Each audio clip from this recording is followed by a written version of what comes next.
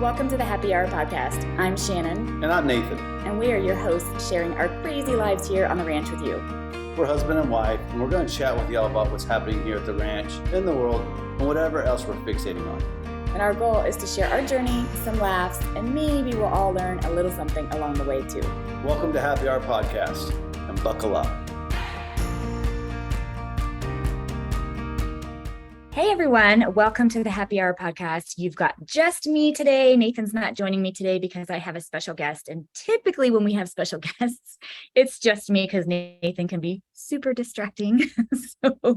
Anyway, I am so excited about my guest that we have today. We have Lizzy Kengro, and she is going to talk about something that I don't know. It's just super near and dear to my heart. She can talk about a lot of really cool things about just overall health and self-improvement, but this in particular is super dear to me. And we're going to talk about how we can evict the inner mean girl. Oh my gosh. So welcome, Lizzy. Thank you so much. I'm really excited to be here. So thank you so much for having me. Yes, absolutely. Now tell us where you are dialing in from. So I'm coming in from Los Angeles, but as you can probably tell from the accent, I'm not originally from California. I'm from England. So weather's a little bit nicer in California than it is in the UK right now. So are you visiting California or did you make the move? No, I made the move. So 2019, I moved out and now live with my husband and our fur babies. So yeah, this is home now, which is awesome. Oh, well, cool. Well, welcome to the US.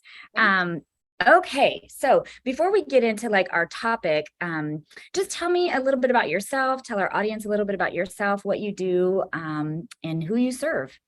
Yeah, so I am affectionately known as the self-love sister. I love that. So I empower women with the tools that they need to ditch the diets, silence their inner mean girl, and confidently step into the body that they love and sustain it, even when life gets busy. And the reason why I'm so passionate about what I do, I absolutely love my clients and,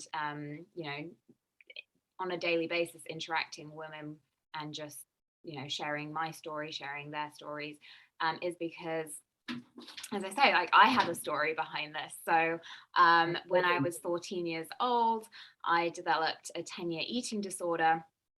And with that, a lot of self-abusive behaviors towards my body, including, kind restriction, over exercising, but also abusive behaviors in terms of what I was telling myself. So that kind of mental abuse, self-abuse. And when I recovered from my eating disorder, I retrained as a nutritionist. And what I found in my own practice was time and time again, women would come to me and they'd be doing all the things in terms of what they were doing to physically nourish their bodies and move their bodies. But they were being so mean to themselves. And so it really was this beautiful realization of actually, until we change our mindset, nothing else is probably going to change. And really, what I've been doing over the past 5 years or so is empowering women with this whole suite of tools to have the body that they love. And that's why I wrote my new book, Reclaim the Rebel, is that's really kind of the guidebook to these simple, effective tools that I've used in my own personal journey and that my most successful clients have used to really change their whole relationship with themselves and their bodies. So yeah, I love it. And I'm about halfway through your book already. And I think I have the number correctly. It's like 12 specific focuses or tools, maybe you could say, that's in your book to help you get through exactly what you just said. Mm-hmm. Absolutely. Yeah. I call them rebellious acts. That's what it was. I knew it was a really good phrase. I was like, their focuses or emphasis or tips, but I love that phrase even better. Thank you. Yeah. And that whole concept really came about because everyone likes to rebel, right? I think that's kind of like an innate sort of like, oh, I'm doing something that I probably shouldn't. But it's really a statement that we're rebelling against our inner mean girl and the diet industry, and both of them are kind of working hand in hand to shame and judge us about our bodies and keep us feeling stuck and struggling. So with these rebellious acts, they're essentially overcoming some of the battles that we have internally and externally towards having the body that we love. I love it. Oh my goodness. I love it. I love it. Okay. So that being said, I really feel like in the world, wherever you're from, women in general, I primarily work with women. I do retreats primarily with women. So a lot of times this podcast focuses just for women. I'm sure that a lot of these things can be applicable to men as well, or however you identify. And so my thought being is we all carry around this inner critic, inner mean girl that is just constantly picking at whatever we're thinking or doing or saying or acting or feeling. It's just, that inner kind of, I love the phrase inner mean girl, not because it's a good thing, but because that's how it feels. It's like this little bully inside you, just trying to tear down how you're thinking and feeling. So that being said, tell me what it means to evict her. Like, what does that mean? Yeah, so for me, really, it's a case of never kind of really truly evicting her. It's a matter of finding a way to move through those inner mean girl moments with ease. So we're human. We are always going to have moments or times where that inner mean girl kind of taps us on the shoulder and says, oh, that was silly, or, she starts to kind of, creep in. And it's the good reason. I explain this in my book. Whilst it doesn't seem helpful, what she's actually trying to do is keep us safe by keeping life predictable. And so she'll creep in when something comes along that is not predictable, not in the, old programming. So she'll come up, even if we've been at this for years, self-development. And really, it's a case of recognizing her, being aware, and then changing how much we're listening to her. So we can go, okay, I hear you, I see you, but you can't sit with me at the unconditional self-love table. I'm gonna listen to a more empowering story that I have created for myself, and choose to use that as my story.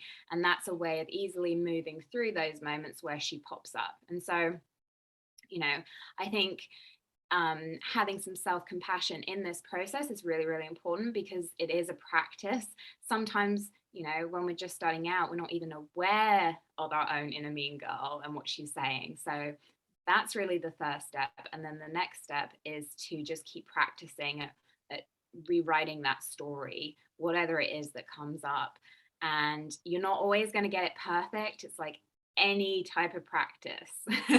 You're gonna, it's going to be a bit more effortful on your first couple of attempts, but when you repeat it again and again and again, it's going to feel easier, and that story is going to be more embedded into your subconscious, so that you can move through those moments easier. So I love that. That's what it means to, I believe, evict your inner mean girl. I love it. Yeah, do that. I love it. A couple of things stood out to me for what you said. The first one is practice, because I don't think people realize a lot of these belief systems, which also could be, if from a scientific term, can even be correlated to neural pathways. A lot of these things were formed in our development years, and then also over time, right? So you got the two things in our early development, and then also over time, which those things then get embedded very hardwired. So it cannot happen overnight, or at least very rarely. I don't want to say never. I'm sure that there are some very deep work that can happen, and maybe it can be a very quick process, but more often than not, changing these voices that you're hearing of yourself, your inner voice, your inner talk, your inner work takes time and it takes practice. And it's like going back to it again and again. I kind of correlate it to like brushing your teeth. You brush your teeth at one time and your teeth are nice and clean, but if you don't keep brushing them, what happens, right? And so it's same like that. You have to keep going back at it and keep going back at it, keep going back at it. So anyway, so that's the first thing that resonated with me when you said that, is that it's practice. It's a practice and you just have to keep going back to it again and again. And then the second thing is, you talked about how you listen to those voices. And it kind of made me think of the one thing that I like to focus on when I do client work is questioning the authenticity of that voice. So for instance, if your voice says you're being silly or you're stupid or you're fat or whatever it is that inner mean girl is saying, is to question that. Like, is that true? Versus just hearing it. Right. Our thoughts, people don't realize our thoughts are not us, right? They're just, it's a reactive to program. It's a reactive to visual stimulation. It's a reactor piece to us. And so questioning that voice, like, wait a minute, is that really true? And I even tell clients to ask it 3 times. Is that really true? Is it really true? You know what I mean? Like, just kind of really digging in, because your first gut reaction is gonna be like, yes, it's true. Yeah. And then finding evidence to support the fact that it's not true, right?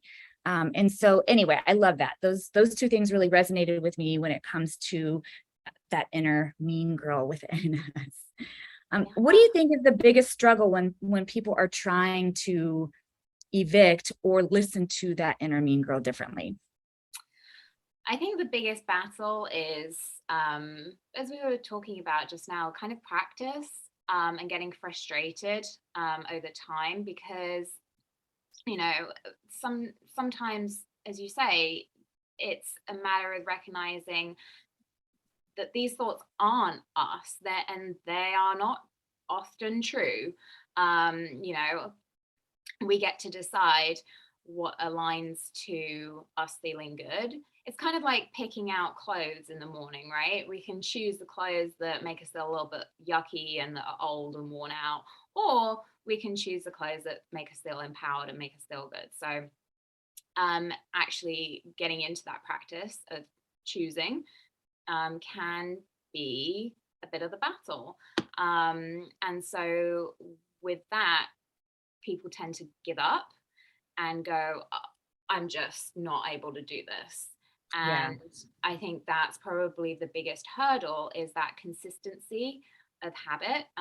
It's like any type of habit. We need to do it enough times for it to kind of really stick. So, being 100% committed to this practice is so, so important, because when we're 100% committed, I think I mentioned this in the book, we just do it. We just, no matter how much a little bump that we're going to go over, or how much effort, or even how inauthentic it might feel to start changing these stories, if we can be 100% committed and just do it, it's going to, first of all, prove to ourselves that we can do this, and kind of give us momentum to keep going.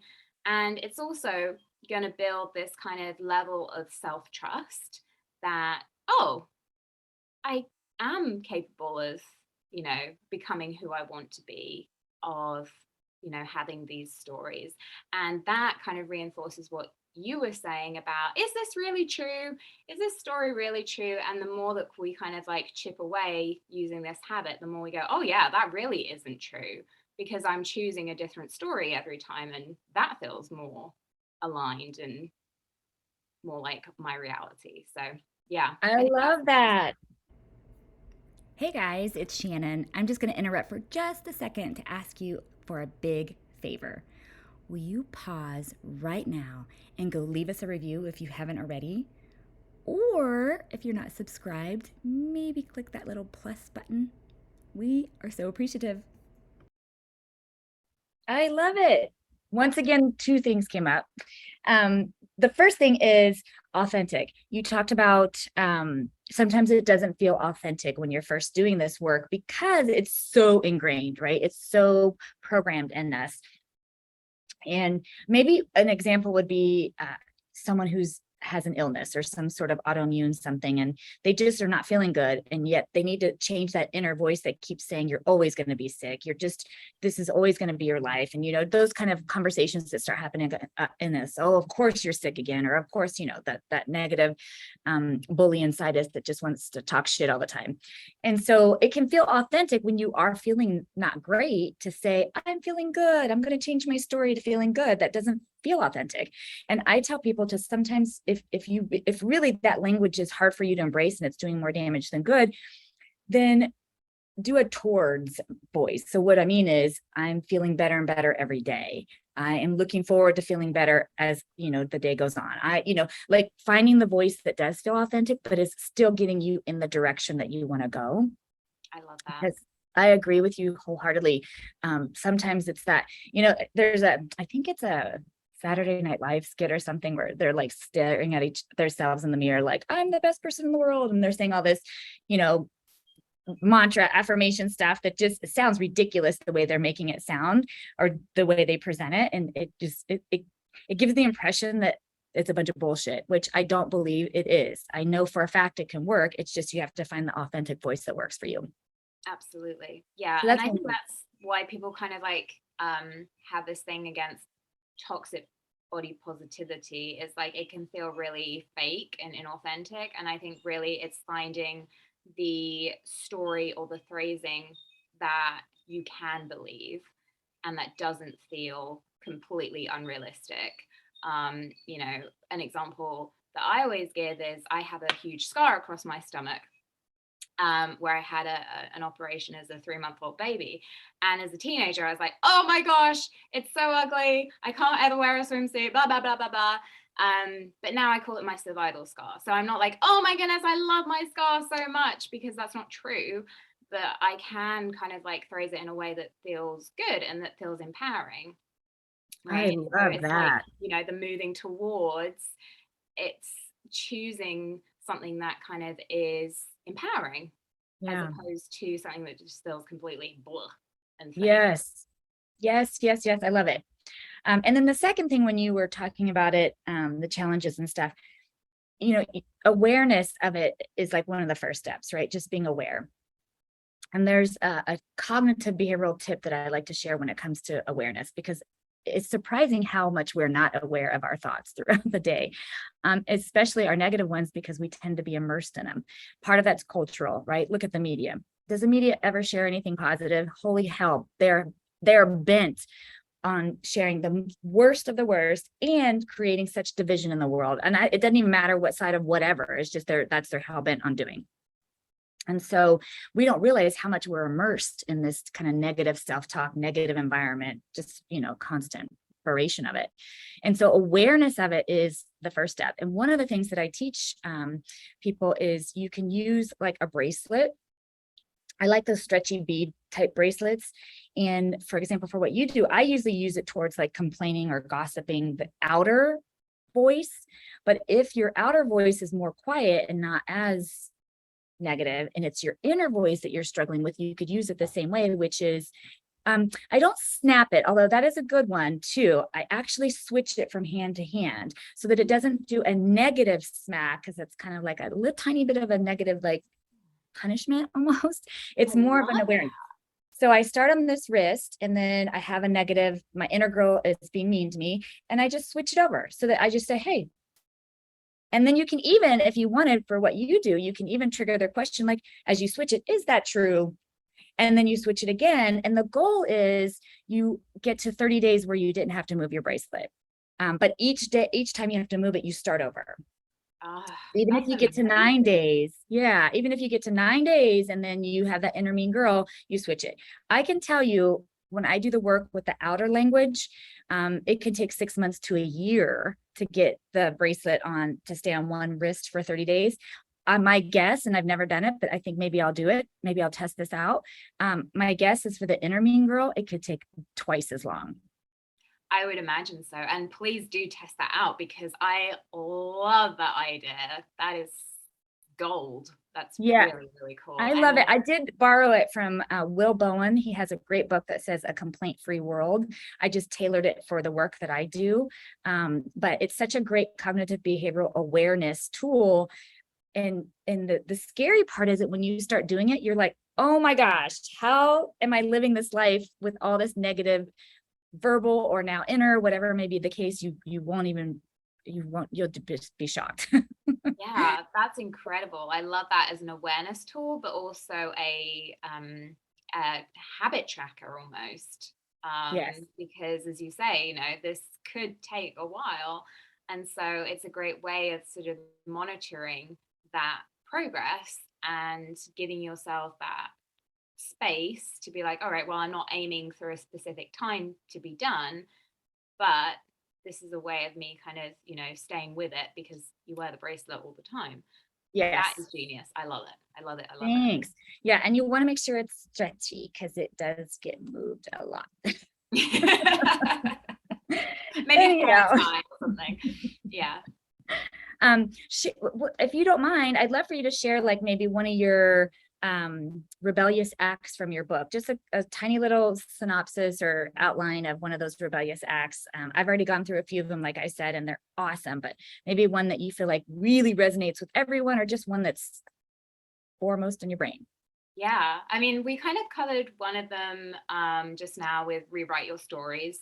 So that's kind of all about, being aware and then changing your stories to something that's more empowering. But I think another one that really stands out for a lot of people is Rebellious Act 11, and that is let go of comparison. Because again, like there's a lot of external noise. And so what that can do is that can cause us to should on ourselves. And when we get into comparison, that is the fast track to body dissatisfaction, to, a very loud inner mean girl. And that can feel very disempowering. So yeah, let go of comparison is a huge rebellious act, and one that I talk about in the book. I love it. I have two quotes that I live by. And one of them is comparison is the thief of joy. And so it's so true. I mean, it's kind of like you think about, let's say you buy your first brand new car and it's just lovely, whatever it is, it doesn't even matter. It's just lovely. But then if you start looking at other people's cars, you start going, well, I don't even like my car anymore because look at that car, and you can apply that to any aspect of your life, body, achievements, spouse, children, it doesn't even matter. Yeah. So, and that's where I feel like social media can be super damaging. And it's a catch-22 for me and for us, because we obviously use it in our business, but as a personal tool, I think it can be super damaging for our psyche. And almost all of the subconscious work that's happening when you're on social media is comparison. And so anyway, I love that. And I think that is so huge. And if we could learn to just focus on our best selves and what that looks like, which has nothing to do with the person next to you or across the world from you, we would be in such a better space mentally and otherwise. So, well, would you tell us where we could find you and like what kind of work you do with people individually and how they can get a hold of you? Yeah, absolutely. So I offer a range of ways to work with me, one-to-one, self-paced study, and then of course the book, which is available on Amazon, Barnes and Noble, etc. But probably the best place to find me and just continue the conversation is Instagram. We're just talking about social media. So my handle is at Nutrition by Lizzy, and Lizzy spelled with a Y. And if you follow and DM me with the word gift, then I have a special goodie bag of gifts for your listeners. So yay. Awesome. Well, that is so cool. And I will have all of your links too in the notes. So wherever you are watching or listening to this, her information will be down there too. And she would love for you to contact her on social media so you can get that free gift, because there is some really cool things about social media. I'm not completely poo-pooing it. I promise. It can be curated to make a better experience for yourself. Yeah, But and anyway, I feel like it's something that, should be, again, that's should. I don't like that word, but I think there's a need to teach it in schools a little bit about how we navigate social media. I couldn't agree more. I think it just went out this week or last week, I'm not sure. I was writing about, if of course, if we could just get rid of it altogether as a person, it could be great, but I don't think that's realistic in today's world and in the future.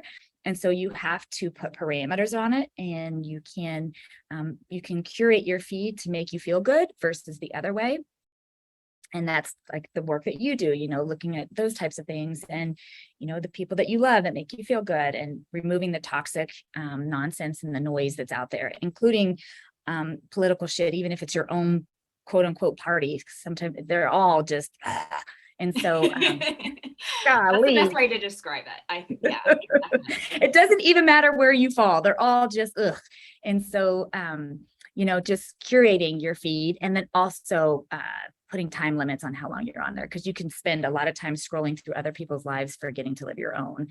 But like I said, there's also some really cool things about social media. So staying connected in different ways, and with family across the world, there's just really cool ways to connect. And we appreciate that. And I appreciate you being on the show. So thank you so very much. Yeah, of course. I love the work that you do. It's very, very important in what we are experiencing in today's world. And I'm just so appreciative. So thank you. I appreciate you for having me. So thank you. And I hope this has been valuable to your listeners. Absolutely.